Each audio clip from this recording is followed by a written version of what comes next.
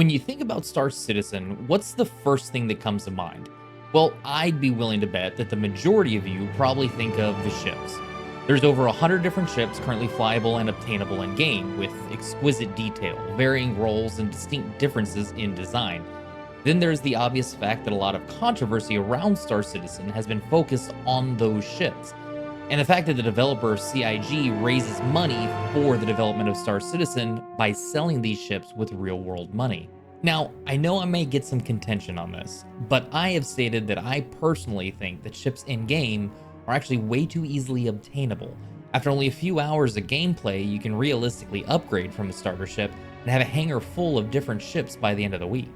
For the way things are now, that's perfectly fine. Star Citizen is still in alpha testing state, so as far as the economy and progression, they all eventually disappear anyways, with the exception of what you've actually paid for with real world money. So having to go through a long grind for a better ship can become very tedious, especially when you have to do it multiple times. It's the same for in-game currency right now. We regularly have missions that may award hundreds of thousands of UEC for low-cost objectives, usually balanced, or not balanced, in such a way to incentivize us to do whatever content they want us interacting with. And even though the progress wipes have become more and more rare, it does feel frustrating losing all of our financial progress, so big rewards tend to help players with that blow. However, once the full release happens, there won't be any more progress wipes, no more losing in-game ships or currency. It's there to stay. So with that in mind, being able to play for a few weeks and achieve most of the ships in game would ultimately feel hollow and lead to a lower player retention. That's not good for anybody. But that then leads to a new issue. CIG sells ships. Wouldn't this clearly appear as if CIG is just raising the difficulty in order to further motivate ship sales? I mean, do we need another situation like Battlefront 2 where Darth Vader was locked behind thousands of hours of playtime, but you only needed to fork over a little bit of your real life money to skip that grind? Obviously not, which leads to another controversial statement that CIG made years ago. After release, they want to stop selling ships. Why is this controversial? Well, mostly because people don't believe it. Chris Roberts stated that he didn't want ship sales to continue after full release, and stated it for the same reason players wouldn't want ship sales to continue after full release. It'll cheapen the game. Continuing sales would turn it into a pay-to-obtain, not play-to-obtain system. And yes, I said obtain, not win. There's an important difference in Star Citizen. The reason people don't believe Chris Roberts when he says they don't want to always sell ships is obvious. For one, many companies have consistently chosen profit over the community. At this point, people just expect to be bent over by a large video game developer for a quick buck every time. Increasing microtransactions or macro transactions are the playbook, not the opposite. And after seeing the over $800 million raised from ship sales as of this recording, many people look at that number and refuse to believe that a company would willingly give it up. And that's a fair point. Even if that money spread over 14 years, multiple international studios, and over 1,000 employees doesn't go nearly as far as people would have you believe. Which is why I believe the realistic outcome is going to land somewhere in the middle.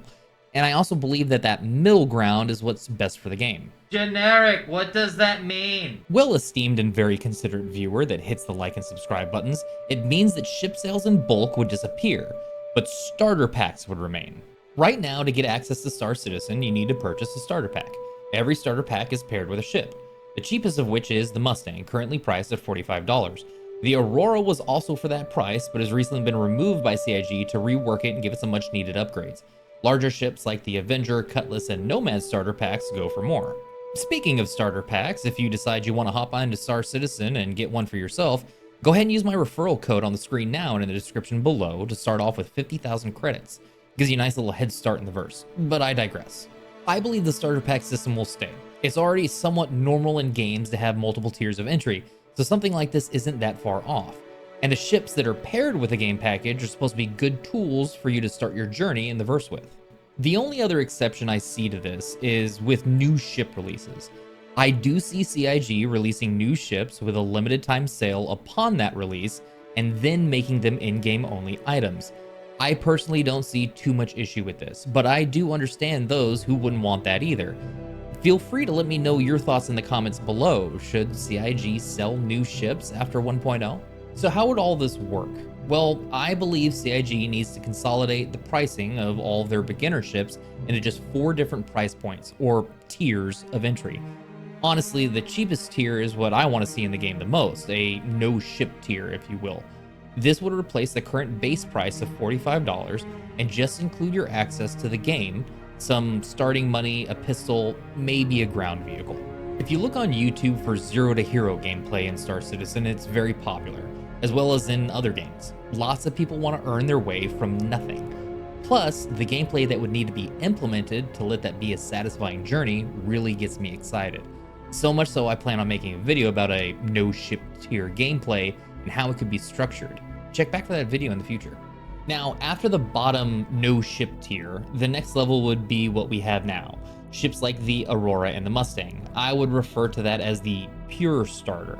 The price point would likely move up to $60. I know, no one wants to see prices go up, but considering that $60 is still more or less the expected price of a game, it kind of makes sense.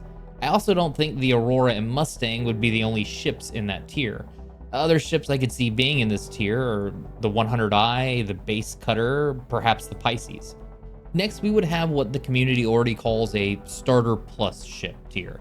I would guess this would be somewhere in the $75 range. It would include ships like the Avenger, the Sulen, the Intrepid. CIG also has recently released the Golem, which is a small mining starter ship, and announced a small salvage starter ship from RSI. I would be willing to bet that their intention is to make a small starter ship for all of the different in-game professions. Since they are specialized in a role that you can hop right into, I can see that being in the Starter Plus tier. However, I do see the reasoning that they could be at the $60 price point instead of a higher price point. Lastly would be the Starter Premium ships, probably around $120. These ships would be ships like the Cutlass Black, the Nomad, the Freelancer, perhaps also including ships like the Vulture, Prospector, and Fortune. Larger and slightly more capable ships that are a small step up that you'd still want to upgrade from after a little while. But that's where it would stop. No more massive multi-crew ships for sale. No more hyper-specialized profession monstrosities costing hundreds, or in the case of military capital ships, thousands of dollars. And yes, in case you didn't know, that's currently a thing. Now, to be clear, this is all speculation, and a bit of my opinion and a little bit of my design thrown in on the matter. None of what I said about tiers or price points are confirmed by CIG. I just wanted to use it as an example on how the sale of ships may or may not be handled in the future. With all that said, I do believe CIG is going to mostly hold up to their stance of not selling ships once the full release comes around.